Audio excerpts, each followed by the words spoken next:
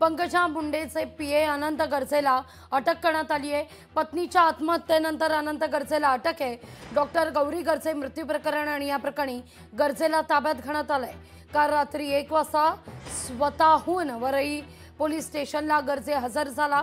पारदर्शकपणे तपास पार पाडण्याकरता सहकार्य करणार असं गरजे म्हणतोय।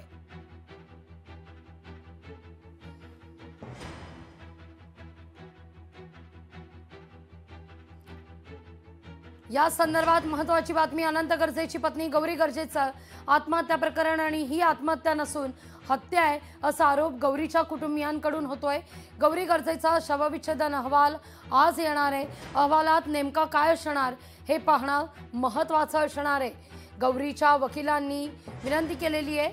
अनंत गरजे पंकजा मुंडेचे पीए होते आणि व्हिडिओ शवविच्छेदन करताना करावा अशी विनंती आता करण्यात आली आहे।